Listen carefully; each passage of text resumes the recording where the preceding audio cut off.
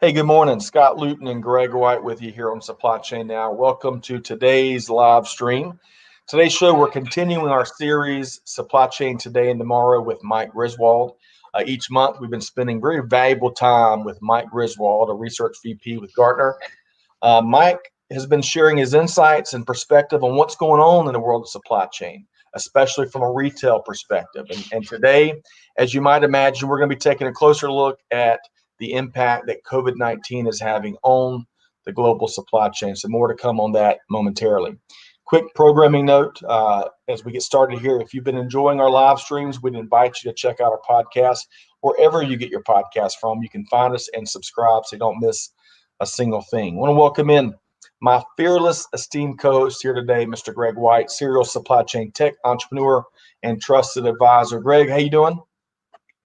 I'm doing great, Scott. Thank you. And thanks everybody for joining us. Absolutely. This has become one of our series that we hear a lot, perhaps the most about. Mike brings it each and every month. And gosh, if there is ever a time for a voice in the wilderness, I think now's that time, right, Greg?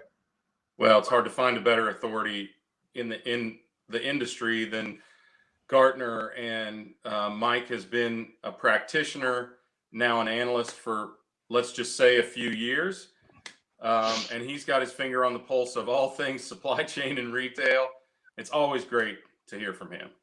Absolutely. So with no further ado, let's welcome in our featured guest today, Mike Griswold, Research Vice President at Gartner, well-known global research and advisory company that advises thousands of business leaders around the world. Mike, good morning. Good morning. Hi, everyone. Thanks for taking your time out on what I'm sure is even more hectic Monday than Mondays normally are. So I appreciate the time, and I appreciate people spending a little bit of time with us this morning, afternoon, or evening, depending on where they are. Absolutely. And I appreciate your time. I'm sure you probably could use a couple of clones right now as folks are looking for actionable insights from folks that have been there and done it. So we appreciate your time as you share some of that with our audience. So before we dive into some of your perspective, Mike, and we talk about some phases we're seeing, some other things, let's give folks a sense of what you do at Gartner. Sure. So I'm a research analyst on our supply chain team. I have a couple of main coverage areas: forecasting and replenishment for retail. So that's around the people, process, and technology aspects of that. Second big coverage area, which is coming up a lot in this particular environment, is around sales and operations planning and sales and operations execution for retail. And then lastly, I have responsibility for our supply chain top 25, which I think over the next couple of months we'll be spending some time together talking about that. And that particular piece of work is some research we do around identifying, what we think are the top, or who we think are the top 30 supply chains in the world. And certainly all supply chains, whether you're in a top 25 or not, big or small, all supply chains are being tested. I thought supply chain was cool last year when the Amazon series, Jack Ryan. For those of you who don't know, Jack Ryan is a supply chain analyst when he's not saving the world. I thought that was pretty cool. But now certainly supply chain has been elevated in this environment that we're in today.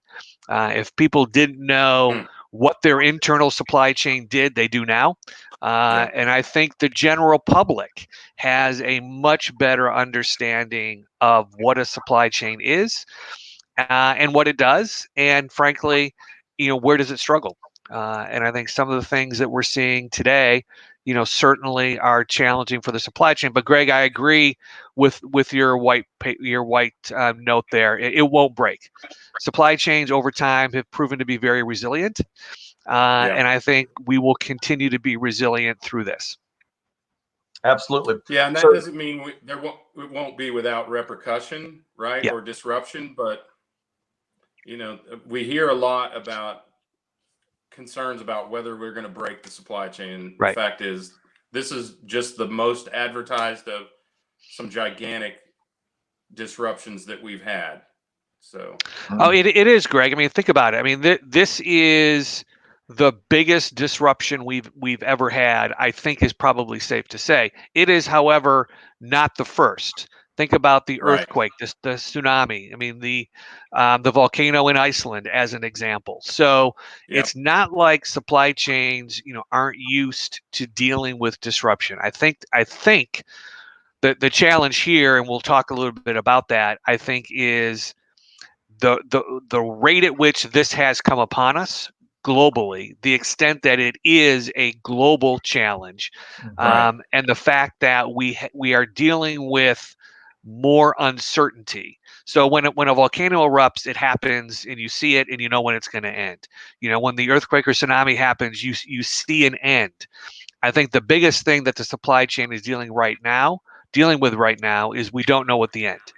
We don't, we think we maybe even haven't hit the worst of it yet, which is again a whole other piece of uncertainty. But I think it's the end state that really is causing, I think, challenges for the supply chain, unlike other disruptions that we've had. So with that, go ahead, Greg. I was just going to say, I think the other dynamic that we have here is consumers were just becoming aware of the term supply chain and the chain plays in getting them their goods. So this is now a consumer issue where, Mike, you and I have always believed consumers were part of the supply chain, but I don't think a lot of supply chain professionals thought of it that way. And I think it's a bit of an awakening for all of us in that regard. Well, I think the other thing it's done, Greg, I mean, and you and I have been doing this for a while, and I'm sure Scott has absorbed a lot of supply chain stuff through all the work that you guys have done with your podcast. But, for years, we've talked about the customer, right? And everyone defines the customer differently.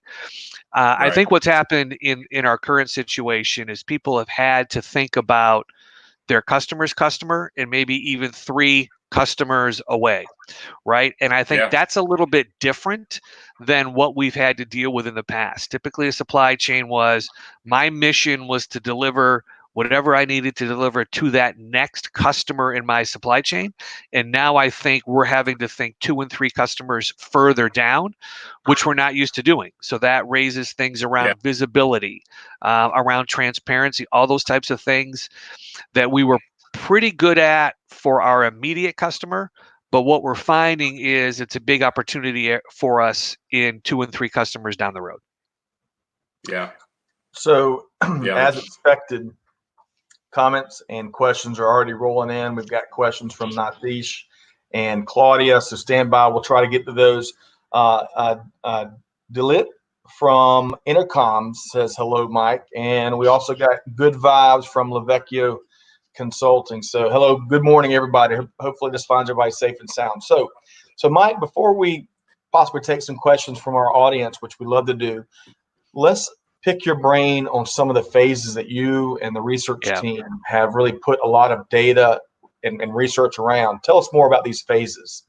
Sure. So one of the things I think we've done a pretty good job here at Gartner is recognizing and shifting kind of our research and focus areas. We've developed a COVID-19 playbook, which I'll talk a little bit about in some areas over the course of our time today. But one of the things that we've recognized and has guided our research is what we believe are kind of 4 phases that organizations are going to go through.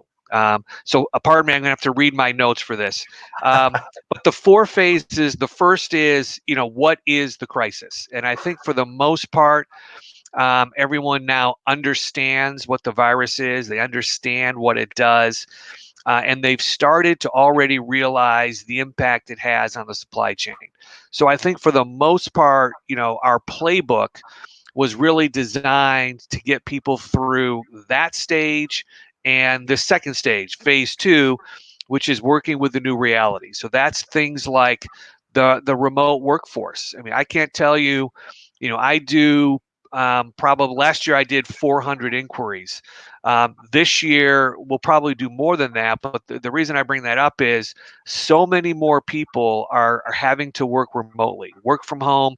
We talked before we kicked off the call, juggling homeschooling in many instances, juggling not being used to working remotely. So that dynamic in and of itself has started to really impact how the supply chain operates. Rolling operational shutdowns, realigning labor, all those things are kind of the new reality. And I would also submit that because we had to, a lot of organizations have figured that out too. Now, have they figured it out to the extent that they would like? Probably not. But they at least understand, what does the new reality look like? I think what most people, we were talking about this just before we kicked off. I think what most people are wrestling with, is that uncertainty. How long is this new reality going to be? And I think a lot of people are asking themselves, is this new reality, going to have some stickiness to it, meaning that it is now going to be, business as usual, the environment in today. Where we are focusing our research now, and where we're encouraging companies to start to think about is how do we deal with the aftermath? And while we may not know when that aftermath is, it is at some point, we are going to reach that point.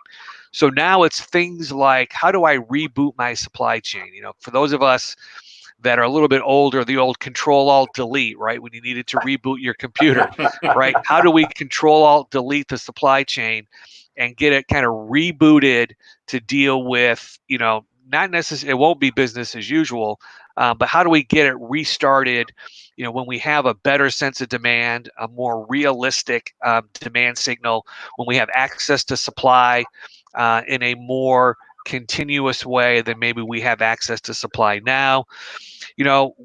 This, I think, is a great opportunity for people to be thinking proactively around how they manage risk, particularly, risk in their second and third levels supplier and the second and third level of their supply chain. One of the things, we ask organizations to try to do, and we recognize that as organizations are moving from that second phase to the third phase, it's really hard to want to take a step back and ask yourself what's working and what's not working. But that is critical. When we find organizations that are moving through this, they are taking the time to do, after action analysis and, a review of things like demand and supply planning so they can continually learn from that. I know it's very tempting to get your head down and get that next order out. But it's also going to be important that organizations take the time, figure out what have they learned, what's worked, what hasn't worked, and what do they need to continually iterate on. And how do you, start to position yourself for the recovery? And I think that leads us into the fourth phase, which is, kind of how do you find opportunity? One of the things that we've been doing a lot of research on is this idea of dealing with disruption. And we talked a little bit about that in our podcast, I think 2 months ago, when we talked about 3 pillars to dealing with disruption: strategy, cost optimization, and talent. And I think those 3 pillars continue to hold true. Organizations are going to have to think about that. The one that's got everyone's attention is cost optimization, as you might imagine. And that makes sense to be an area to focus on.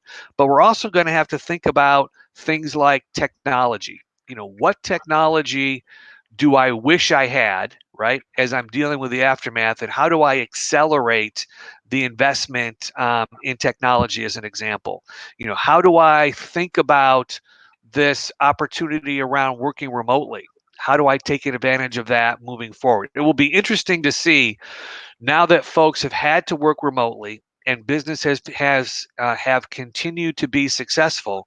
It will be interesting to see if organizations stay on that track of working remotely, or do we all of a sudden revert back to, a mindset where everyone has to be in the office, everyone has to be sitting right next to each other in order for work to get done. So those are the 4 phases, Scott and Greg, that we're seeing organizations go through. From a Gartner perspective, we're really now trying to shift our research and advice and what we're writing about into that stage, phase 3, around dealing with the aftermath.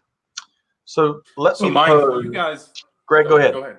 Nope. Mike, you guys deal a lot with strategy, right? And the first 2 pillars, which we've talked about in the past, of winning in the turns, which I would say this is decidedly a turn. Yep. A turn in business being a disruption or difficulty or opportunity in a business. But I think it's difficult for companies to see their way to strategy and cost optimization when they're just trying to keep their heads above water. So how have you guided or heard about companies that are struggling just to do the tactical things? Tell us a little bit about anything you've experienced there. Yeah, I think what folks that, when we think about kind of coming out of a disruption, one of the things that we've tried to position through that that disruption research is, how do you position yourself to come out even better out of the turn than you came into the turn? And I think part of it is making a conscious decision that yes, we have to keep running the business, and yes, we need all hands on deck, but we also need, a part of the business needs to be focused on what's next.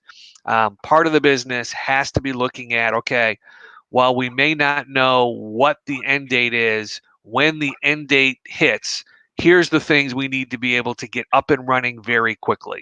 Whether, again, it's a technology, I'm having, a lot of organizations that I'm working with on the retail side are using this opportunity, to revisit things like metrics. Now that we've got this disruption, let's find the few metrics that really matter. I think this has been a great focusing exercise to understand, what?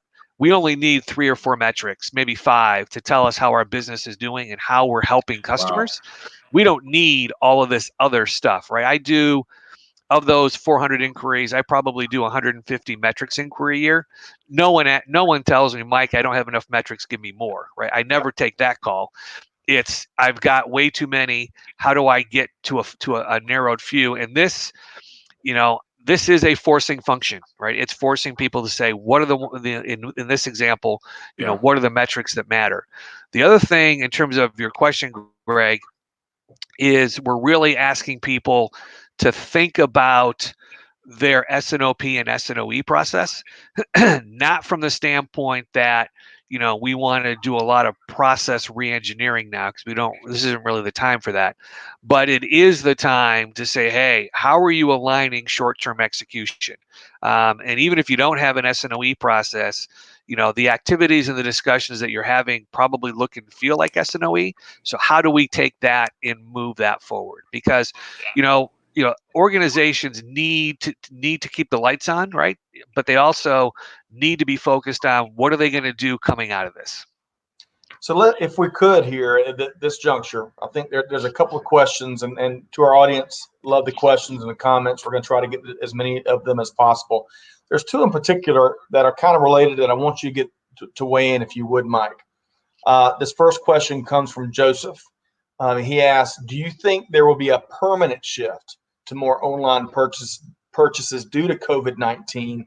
And how will that impact the supply chain? Initial thoughts there. Yeah, that's a great question. When I think about some of the discussions I've had with a couple of the other retail analysts, the retail segment, we did a survey, a quick kind of pop-up survey at Gartner, where we tried to look at different businesses and who's being impacted and who's not. And even within retail, I think the number was like 47% of the retailers that participated in this study are seeing, better business than they would have anticipated. You think about, to me, where I grew up, the fast-moving consumer good, convenience, chain drug, and grocery. Those businesses, are doing well. Fashion, apparel, let's call them discretionary segments of retail, are not doing well at all. So I think the common denominator, though, back to Joseph's question, is we're seeing a significant movement to online. order online, collect in store, order online, ship from home. And I think to specifically answer Joseph's question, I don't know that I would characterize the volume that we're seeing as a permanent shift. I think it's a temporary shift, but I will, as analysts love to do, I will put a little caveat to that saying, hey, if a retailer is delivering an outstanding experience, then the shift for them might be permanent, because people are going to say, hey, during this whole disruption, we had a great online experience from retailer XYZ. I don't feel like I need to come into the store anymore. When all of this subsides, I'm going to continue to transact with them that way. Yep. My suspicion, though, is that will be a minority. That right now, I would suggest the e-com experience is good. I would say there probably are not outstanding experiences that are going to make this a permanent shift. I think what we could see potentially, Mike, and I'd love to get your thoughts on this, is more B2B online ordering and delivery because of this. What do you think about that? Yeah, I agree, Greg. I don't spend a lot of time in the B2B environment from a research perspective, but I agree completely with the premise. I think as more and more businesses are going remote, working from home, having to kind of stay in place, that natural connectivity between businesses is going to grow. And that might be, Scott, to Joseph's question, that might be where you see a more permanent shift, is in that B2B environment, where that has become a good transactional experience. I don't necessarily have to go to Staples or Office Depot to get my office supplies. I can do all of that, via the web and have a good experience. So it's a great point, Greg. If I was to make a prediction based on Joseph's question, I would say a permanent shift we might see more on the B2B side than necessarily the B2C side. It was a great question. Yeah. It was a great question, Joseph. Thank you very much. Also, we've gotten a couple folks to ask about S&OE, and Clay and Greg have addressed what that is. Rather than dive into that for this episode, I'd like to direct people to Supply Chain Now episode 305, where we featured Mike to talk at length about S&OE and S&OP. So check that out. Great resource. You can find that at supplychainnowradio.com. All right. So a related question comes from our friend of the show, Claudia, and all these folks are friends of the show. We love our audience members and the role they play and the insights they bring. So Claudia asked, what's the role of reverse logistics during COVID? Yeah, I think it's a great question, Claudia. The challenge we've had, at least from my perspective, so take this as one person's opinion, is within retail, reverse logistics has been the biggest problem that we haven't really tackled. If you think about returns, if you think about how do we get returns back into the supply chain, it's a problem that we have just started, I think, to address pre-COVID-19, and I think the reverse logistics piece is definitely going to be an area where I see the biggest challenge for the supply chain, particularly in retail. Because if we think about dealing with returns, right, there's this whole, I think, aspect around, if someone returns a product, how do I ensure that it's cleaned properly and made, as safe as it can be before I put it back on the shelf for someone else to potentially touch and handle.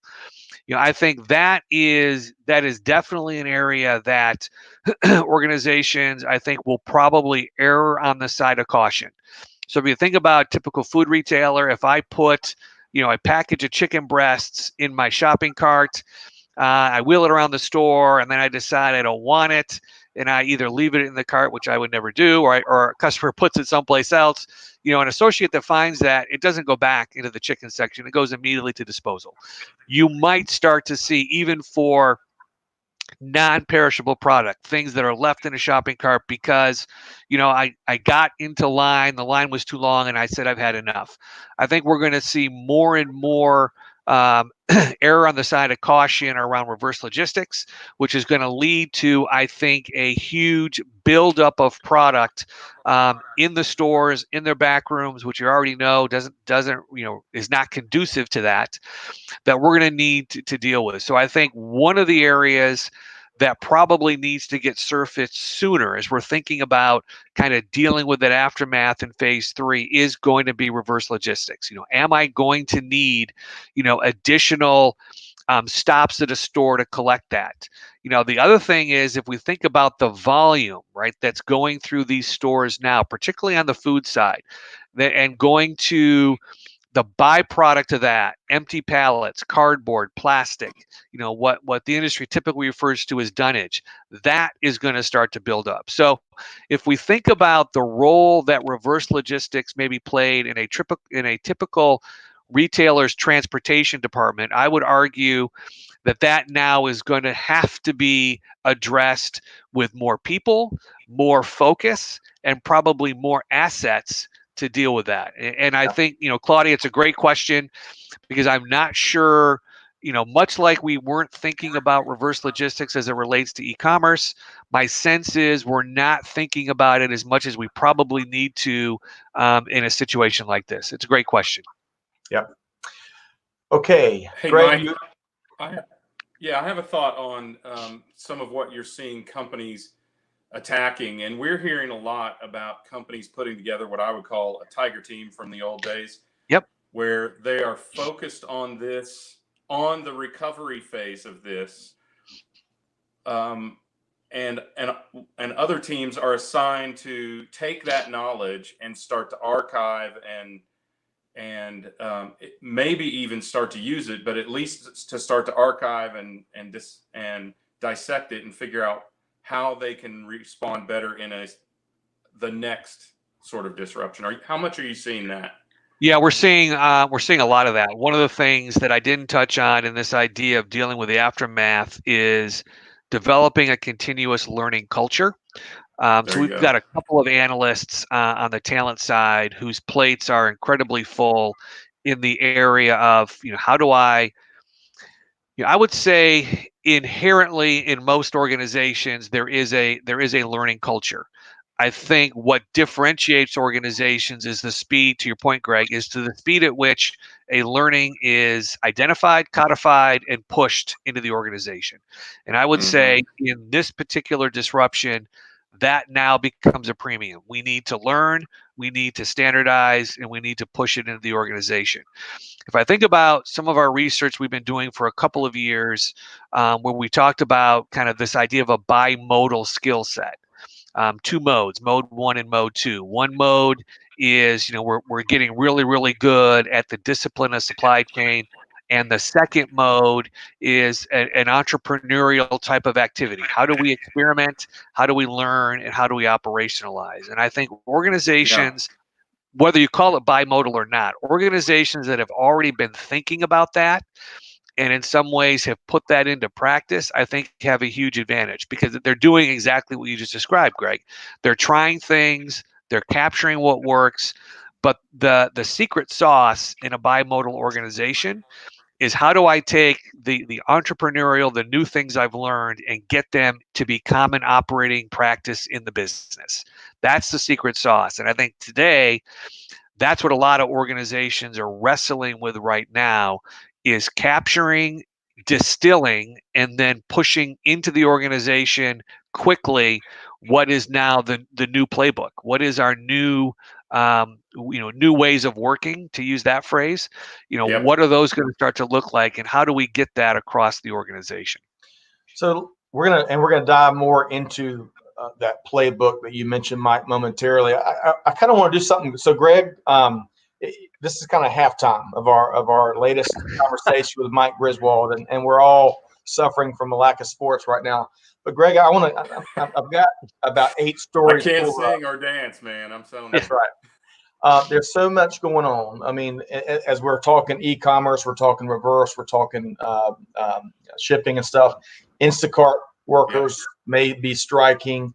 CV Logistics declared force majeure. Amazon workers perhaps staging a walkout from one of their facilities up in New York.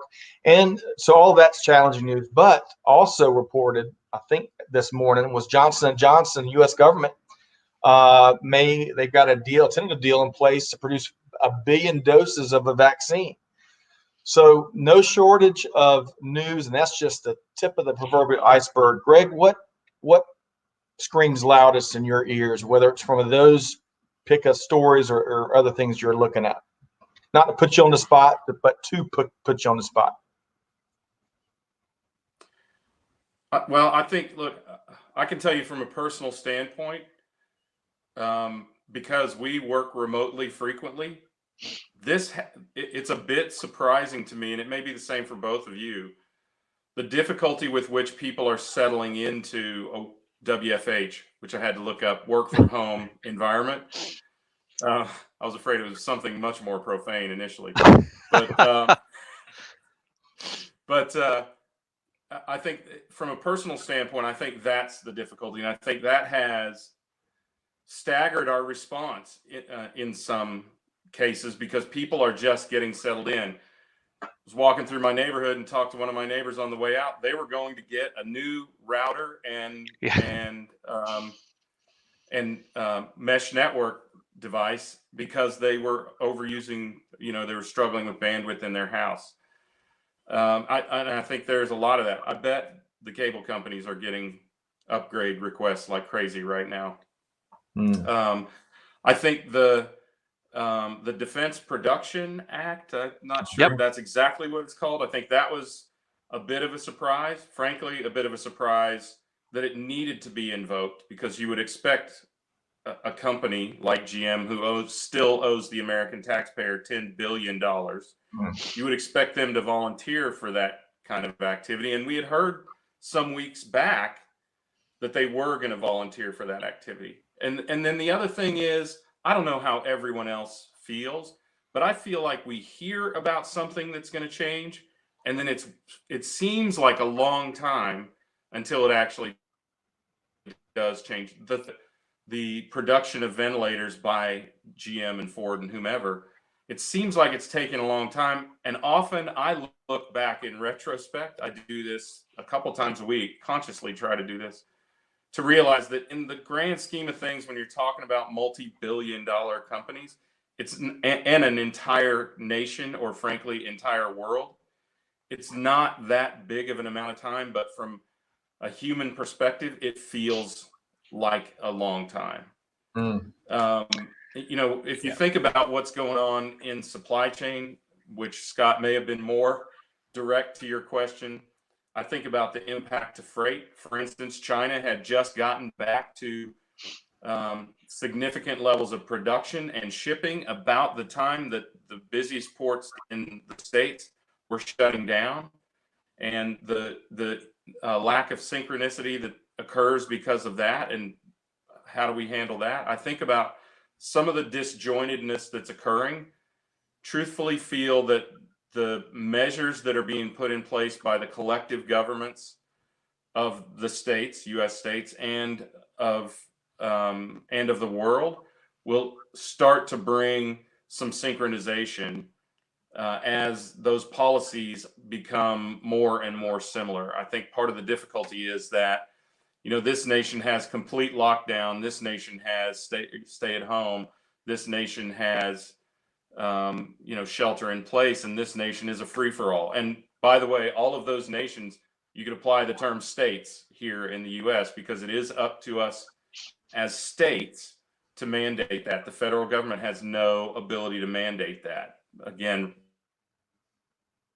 for those in the United States, they collect a republic of states. So it's essentially 50 independent nations that have to be coordinated. So a lot there. And Mike, before we move into the playbook mode, and Prashant, you've got a great question here in terms of how we can gain our revenue after this COVID-19 environment. We're going to speak to that a little bit. But Mike, is there anything you want to weigh in before we start talking playbook? Anything that Greg touched on, any of those stories we referenced, anything you would like to weigh in on? Yeah, I want to I want to weigh in on the vaccine piece, because to me that is the opportunity. J&J's great company. They're one of our supply chain top 25 companies. We're fortunate to spend a lot of time with them, and the supply chain. If we think the supply chain is under scrutiny now, that scrutiny will be exponentially more once a vaccine is available, because it will be up to the supply chain to get that out. And I think, J&J, as I mentioned, one of our world leading supply chains, I know they're thinking about, once the vaccine is ready, how do we mass distribute this? Because that to me will be the next spotlight that is shown on the supply chain. We have this vaccine. How do we get it to, I don't know, however many people, 250 million potential, whatever the population is in the United States, right? How do we prioritize who gets it? All that type of stuff hinges upon the supply chain's ability to put the vaccine in the right location at the right time in the right quantities, right? Basic supply chain 101 stuff. But to me, that will be the next spotlight, because once we've gone through whatever testing and qualifying for the vaccine, it does us no good if if it ends up sitting in warehouses, or it's sitting, held up in other nodes of a supply chain. So to me, the distribution of that, once it's available, will be critical as people look at the supply chain. That's the Yep. one that caught my eyes, or I guess caught my ear. And to give our audience a quick time frame in terms of how fast that's moving, they're looking to start human testing of the experimental coronavirus vaccine by September, and give and allow for first batches of the vaccine being available under emergency use authorization by early 2021. So I think it's really important our audience understands that isn't going to save the day tomorrow. It's really important that we follow the expert guidelines, we flatten the curve, we collectively look to mitigate the spread of what's taking place today. And hopefully that vaccine will be a game changer when it's widely available. But Mike, great point. Not only is supply chain going to be front and center leading us through this effort, it's going to be to save human lives. And that's, gosh, there's no more noble of a calling to be in supply chain. So Scott, let me use one quick reaction to that. I mean, that to me, and thanks for sharing that timeline. To me, that is a perfect example of phase 4, around not so much finding the opportunity, but what do you need to be thinking about right now, so that your supply chain in September or early 2021, your supply chain is equipped to deal with sending all this stuff out. If an organization, and we'll just use the vaccine as an example, but that vaccine, I mean, that could apply to almost any. Think about where products are in the new product life cycle. And to the previous question around the revenue piece, where's revenue going to come from? Right now, and I think rightfully so, if we look at the playbook, one of the questions is, what do you do with new products? How close were you to bringing a new product to market? What do you do with it? When do you kind of launch it? To me, that is where a good chunk of revenue will come post COVID-19. Is we're going to have a glutton of new products that, for right now, for lots of good reasons, aren't coming into the market, right? Because we're worried, to Greg's earlier point, we're worried about, how do we just keep the shelves full with existing product, right? We don't need a new brand of toilet paper, right? We need more toilet paper, right? We don't need a new brand of sanitizer. We need more sanitizer. So to me, Right. that's the short to medium. Yeah, that's the short to medium term focus. The new product piece, though, I think is where it's a big opportunity for this post disruption for revenue.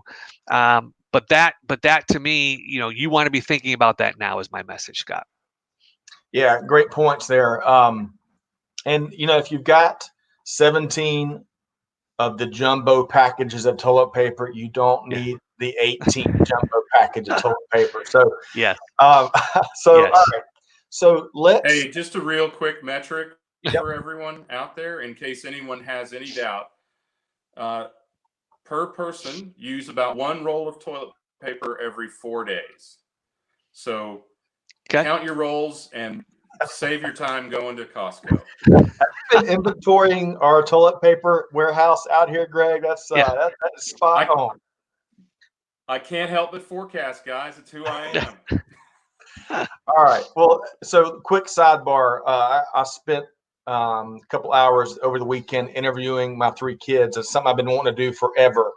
And Greg, you're going to be, you and Mike are going to be very proud of my middle daughter, Gracie, who they spent a couple of hours researching, mainly meaning going on YouTube and seeing what they can learn about supply chain.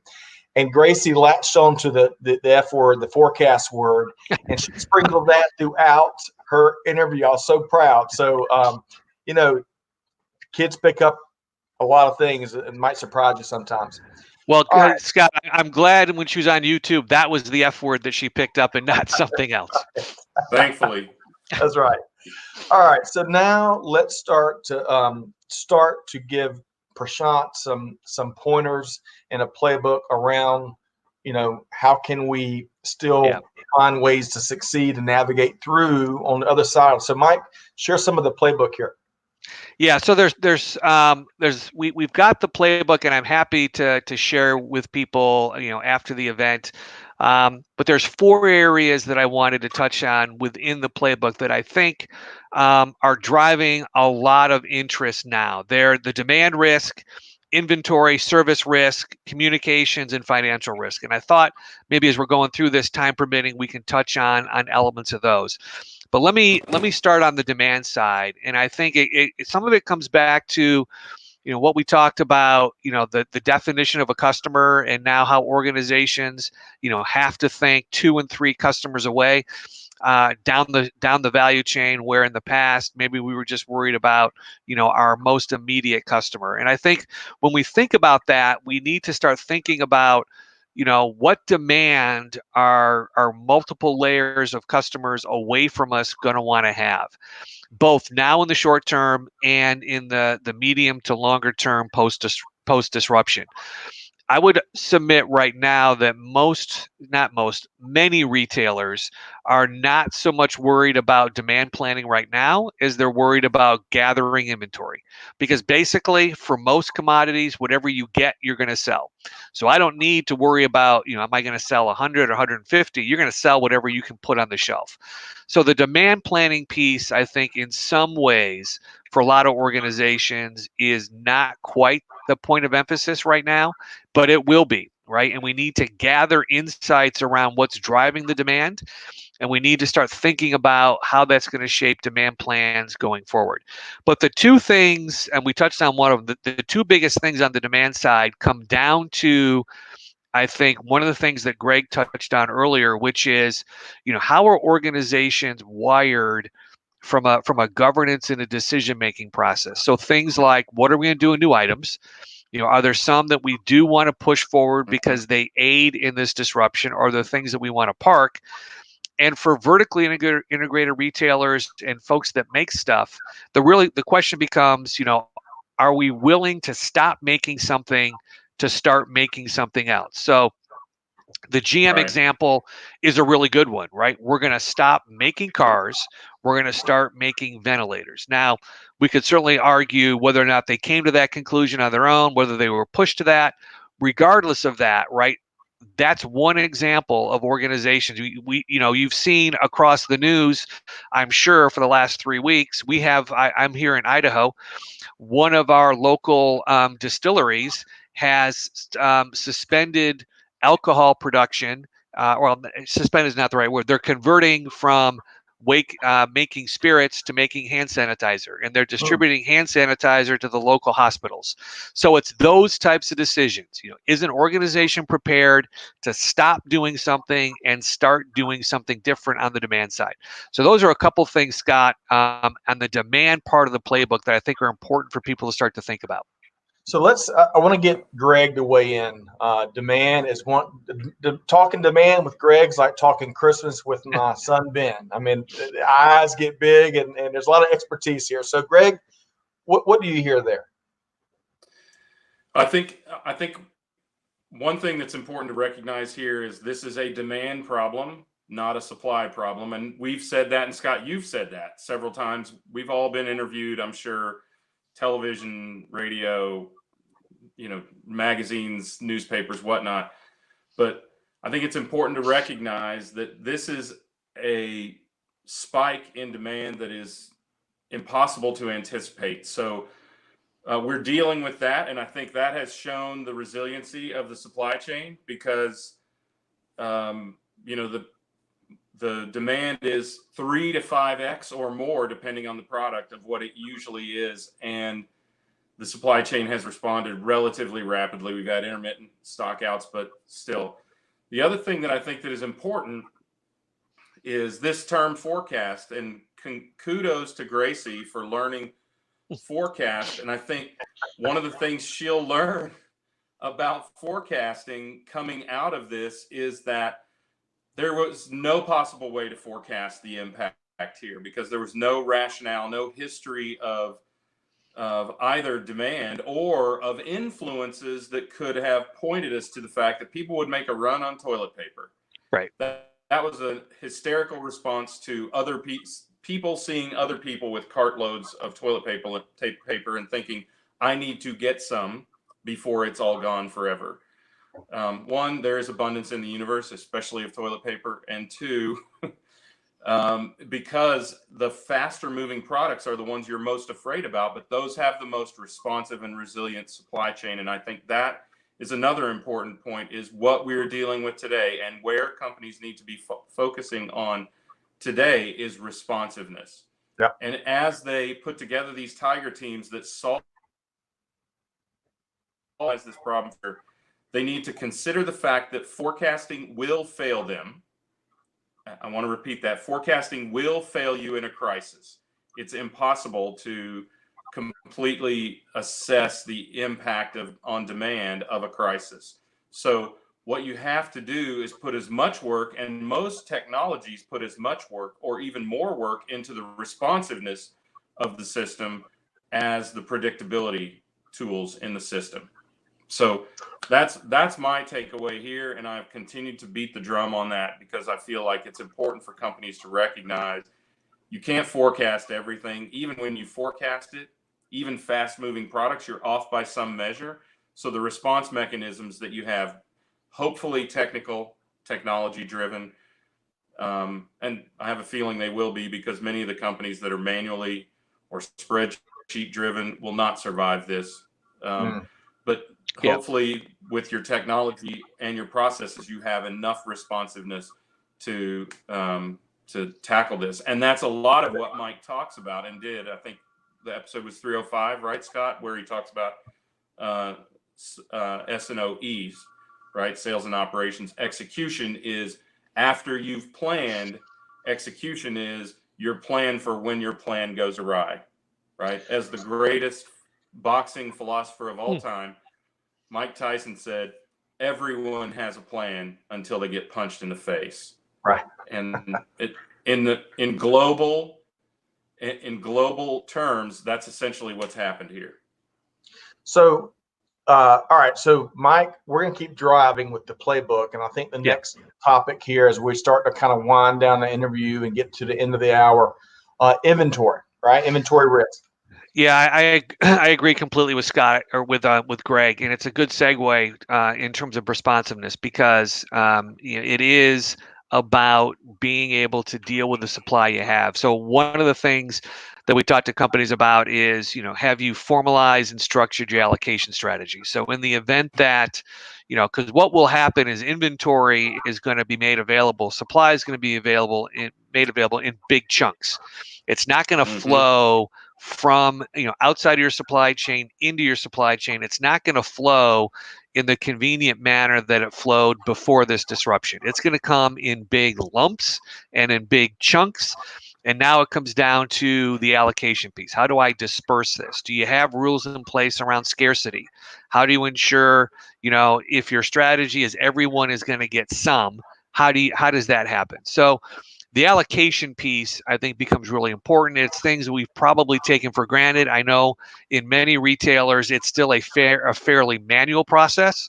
So I would hope that one of the things, if we think about the learnings that come out of this, is that we need probably a more automated, a more sophisticated allocation mechanism to not only deal with the everyday, but deal with disruptions. The other one that I think is really important is understanding that any SKU analysis that you might have done around your own SKU set or the SKU sets of your customers needs to be revisited. What do I mean by that? An item that you may think was slow moving may have been slow moving pre-disruption. It may have been a relatively inconspicuous component in one of your customers' processes, but now because of the disruption, it may all of a sudden become a fast moving item. And how do you respond to that? So going through your portfolio and understanding how you've segmented items from an inventory perspective, and to Greg's point, from a responsiveness perspective, that needs to be revisited. My sense is pre-COVID-19, hand sanitizer and toilet paper were not on the fast moving item list. They certainly are now. And then think about maybe a component of a bill of material that may be a small widget in a bigger bill of material. That critical part might now become a fast moving item. So that whole piece is important. And the last thing, Scott, would be just doing an assessment around existing inventory. How much inventory do you have? How much is in transit? And trying to do, to Greg's point on the demand side, try to understand how long is that going to last. And that will often start to form some of the allocation decisions, right? In terms of maybe having to scale back how much we allocate as we try to understand how long will the supply last. And that becomes, I think, when we think about S&OP and SNOE and SNOE in particular, a lot of organizations in their SNOE meetings are doing that analysis around inbound, in transit, inventory I have on hand, how long is it going to last? How long will it get me to that next delivery? So those are some of the things, Scott, that we want people to be thinking about on the inventory side. So before we talk about the last piece of the playbook, I'd love to get you to weigh in on this, Mike, because I believe you, prior to joining Gartner, had grocery sector experience. And yes, we've done a lot of reading as the hits keep coming, and there's going to be a ton of lessons learned from this period, undoubtedly. Do you see any big shifts? I mean, clearly, as we all know, panic buying has driven a lot of the shortages and folks just getting anxious, and we get it, right? There is a ton of uncertainty right now. However, do you see the grocery businesses making any big shifts given some of the shelves we've seen in recent weeks? So here's my hope, and I'll answer it that way. My hope is that this has pushed the food industry for retailers that maybe did not have automated ordering and replenishment on their list of things to do. I'm hoping that this is the impetus that we need to get more food retailers in particular on automated ordering and replenishment. The idea that in some food organizations, we still have department managers trying to wander around the store and order stuff, particularly now when we've got significantly empty shelves, right? Trying to do that manually, to me, is this should be the wake-up call that we want to, that organizations that don't have automated ordering and replenishment, this should be the call to arms to say, hey, this proves that we want, we need a systemic way to get some of this stuff ordered so that we can focus maybe on some of the exceptions like toilet paper and hand sanitizer. But, ideally, I don't want to have to worry about ordering Cheerios, right? Let's let the application do some of that heavy lifting. To me, that will be, I think, hopefully a positive outcome that comes out of this, Scott. Excellent. Appreciate you weighing in on that, Mike. Greg, any brief comments before we tackle this last part of the playbook? Just real quick, the rest of the world does do automatic replenishment in their stores. The way that we do it in the States is a hangover from the old days. Well, and it still exists, where the brands bring merchandisers into the store to determine what you should stock as a retailer of their products on your shelves. So, and of course, some of the biggest brands still do that. But it's a really difficult thing, and it's a far outdated process.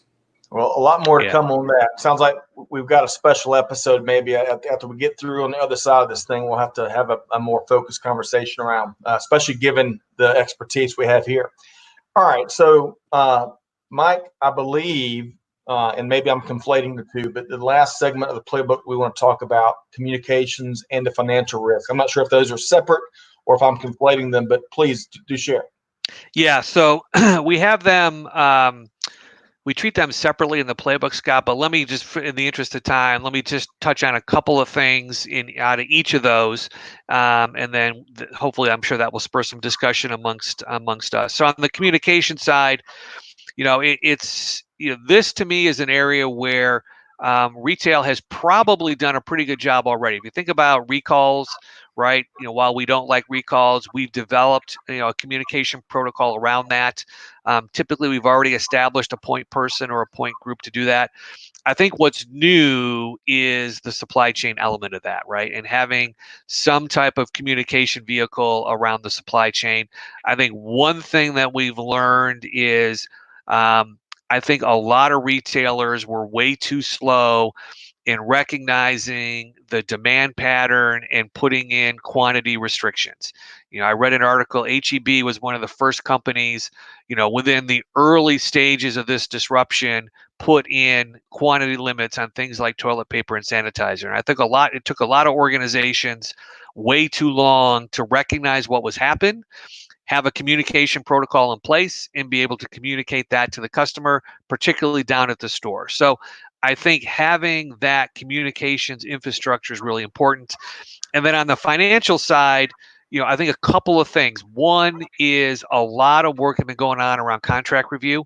And understanding, what type of clauses did we have in place? Does this disruption qualify for some of those clauses in our contracts? Revisiting upcoming contracts to ensure that it does have language in there to help us through a situation like this. And then a lot of work going on on the finance side around, financial projections moving forward. What's the rest of the year look like? And just having a process. And I think, publicly traded companies certainly have an advantage here because they've had to do this all along. I think it's companies that are maybe private that maybe have not necessarily had the force to be able to do these forward-looking projections to the degree that they have to do today. So those would be some of the things that we talk to companies about in the playbook around those two areas, around communication and the financial risk piece. Outstanding. I hate to start to wind this conversation down, but we've already gone a little bit longer than we had anticipated. We had some great questions from the audience and some great sidebars. So, Mike, if you could really quickly tell us what Gartner does and how folks can either connect with you or get in touch with Gartner. Sure. Gartner.com, best place to reach out to us. We're the world's largest research and advisory firm. We help supply chain leaders as well as other disciplines, IT, finance, HR. We help them with their mission critical priorities. This certainly has ratcheted to the top of the list in terms of mission critical priorities. And that's one of the reasons we developed the playbook. It's one of the reasons that we're trying to give people kind of in those phases a sense of what to do. But we provide research and advice, both the written kind and then interactions just like we're having today. So Gartner.com, best place to go. Appreciate it. Really appreciate your time today. Greg, I want to give you the last word before we wrap up here with Mike. That's scary. Go ahead. Look, I think, first of all, I think this has been really great, Mike, as I've come to expect, and I think our audience knows, you being a practitioner and now an analyst gives you a great perspective on the marketplace and an ability to provide practical expertise, which I think you've done here. This is a really great venue for that, and I really appreciate that. So thank you. And I think the other thing is that, look, don't panic. Please don't panic. Right. This is going to be long term. As we started with at the top of this, supply chains are resilient and supply chain people are resilient and analytical, and they are figuring out what the next scenario is. and how to handle that before it happens. They may not be completely right, but they're already provisioning for the next worst case scenario. So we'll start to see disruptions become more, or I should say less and less impactful. And disruption, when it becomes the norm, it's just another thing that we handle in supply chain. So I feel like the longer that this goes on, the more we'll get our arms around it. Yeah, great point. Agreed. Great point. Big thanks to our guest here today, Mike Griswold with Gartner. As he mentioned, you can learn more at Gartner.com.